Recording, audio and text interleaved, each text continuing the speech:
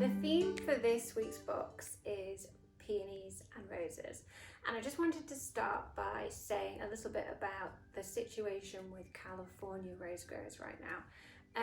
So there are actually only between 3 to 4 growers left in California, which is a very shocking reality. And so I first of all wanted to say thank you so much for investing in our deliveries, because we're able to pay it back with our local growers. I know that's something that I talk about a lot, and I didn't want to just give like a random response to that. I wanted to be quite specific about the rose situation in particular.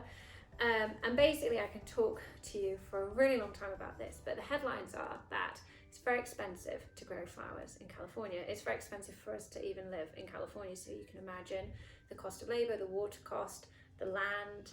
All these factors play into a reality which actually, sadly, rose growers are now transitioning in many cases to become cannabis farmers, which is quite sad, because if we don't do something about it, then we're not going to have any roses that are kind of California grown in 10 years time from now. So this rose actually is a spray rose, and it comes from a farm up in Watsonville. They have around 32 greenhouses, so it's huge, and they ship from California all across the country. But there's a couple of things I want to talk about, and the first one is about the quality of the roses. So in California, the infrastructure is incredibly strict when it comes to use of chemicals and pesticides. So certain things that you're able to use on a farm in South America, for instance, in like Colombia, you can't use here. And that basically means that the lifespan of the roses is a lot shorter. The roses look a lot more realistic, they look a lot more natural. Personally, everything about our business is about unlocking this like beautiful garden gathered aesthetic. So I actually love the imperfections of beauty. I think that's what of nature. I think that's what makes it even more beautiful. So I did just want to share that with you, because if you're ever in a store and you see roses that like stand up straight looking like statues and don't have any fragrance to them, then they're probably grown at a farm outside of the US where they do use a huge amount of chemicals and pesticides to actually increase the yield, and it's not natural. So this week's box is all about supporting our local rose growers and adding in a dose of these incredible peonies. So in this box we have got a couple of pieces of eucalyptus, bouquet eucalyptus from Louis's farm.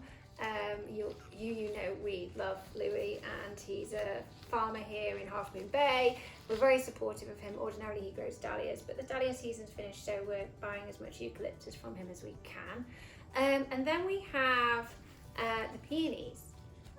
So we have, I wanted to share this actually. You'll have one of these because these cost us a fortune to buy, but can you see they're probably going to arrive like this, like incredibly closed.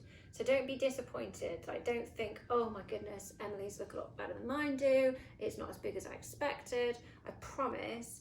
These have got so many levels of petals. It's like a hybrid peony rose, and they're going to unravel massively, and they're really resilient. They're going to last for a really long time, but you just have to be patient with them and give them the opportunity to really bloom with you. So that's these. And then this one is actually a gardenia peony, which I love this colour tone. It has a beautiful fragrance to it. We had a lot of these in May, and we bought those actually from a grower in Watsonville too. And the season is starting to pick up a little bit, but we can only get a limited supply of them right now. So there's just one of each of those in the box. And then we have Statice, which is grown in Santa Cruz. As you know, I'm a massive Statice fan, so it's really resilient. You can collect it. I'm going to give you lots of different colours between now and Christmas, so you can just have all the rainbow colours of Statice that work within this beautiful holiday colour palette. And now, because we're in December, we are coming into Christmas green. So does anybody know what this is? It's cedar, and it smells amazing. It has a beautiful freshness to it. So I'm very excited about that. And then we also have this lovely red rose too. Start with the cedar first. So cut off any leaves, any branchy parts of the branch that are going to fall below the waterline. Now you're going to have a variety of pieces of this. That one was quite a short piece, but let me show you. With a tall piece, well, first of all, this piece is actually 2 pieces. So you really want to get as much bang for buck as you can out of the cedar. So in some cases that might mean cutting a piece in half, like I did just then, and using both pieces individually. And you're really trying to cover the perimeter of the vase with your cedar to create shape. But let me show you another piece. Like this piece here is really tall, and actually the problem with a tall piece, even in a vase like this, is it's just going to hang and flop, and it doesn't look particularly nice. So I would cut it in half actually, and then use both pieces individually. Put one piece at the back, so you can't even see the top point to it, and this piece at the front like that. Okay, so then we have a couple of pieces of eucalyptus. You just want to strip the leaves on these. They can get quite sticky, and then really you just want to add it in to break up the cedar. It's just, I think it's nice to add in a couple of green elements just to bring a little bit of texture and form to the arrangement like that. Let's start with our focal flower first, which is obviously the gigantic deep red peony. You're going to cut it down quite a bit, and then I would suggest putting it front and center, letting it rest right on the rim of the vase. And then the gardenia peony, sorry, I mean, I think it's nice to kind of put them quite front facing. Again, this is going to open out and probably arrive as a tight ball when you get it. A few tips on those. Make sure that you cut the end when you get it and you put it straight in water. Second of all, sometimes when peonies go from a very, very cold environment like a cooler to a warm environment like your home, water can get trapped in between the petals of the flower, which almost acts like a glue and stops it from unraveling. So what you want to do, like every day or so, if it's like a tennis ball, is that you just want to kind of run your fingers around the perimeter of it and just fluff it out a little bit and go as far in as you can go before you start ripping. You don't want to rip any of the petals, be careful of that.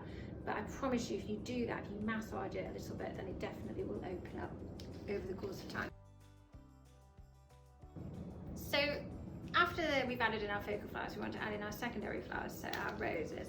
Just pull off any of the leaves off the stems of these, and you basically want to cut them down and really tuck them in the arrangement around the peonies like that. So last but not least, the status, the real trick to this, and I'm going to come over here and show you, is you want to cut all of the arms off the big tall pieces of this, like so. You want to keep cutting, and then the long stems you can just put out of the way. And then what you want to do is just cut them down and really just dot them in between the roses and the peonies, and you'll just notice how it really helps to kind of fill out the arrangement and close up any of these gaps. And you know, it has such a captivating colour tone to it. I love it actually. Just add it in anywhere you want.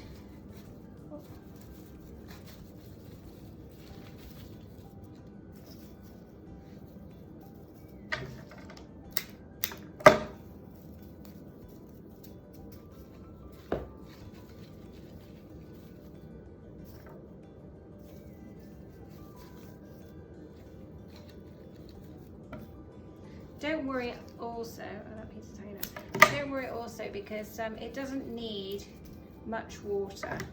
It dries out naturally on its own. So if you have like shorter pieces, it can really help as a filler. So there we are, wishing you an incredible week. Thank you for helping us to support our local rose growers this week. And thank you so much for sharing with us the experience of seeing how these beautiful peonies unravel.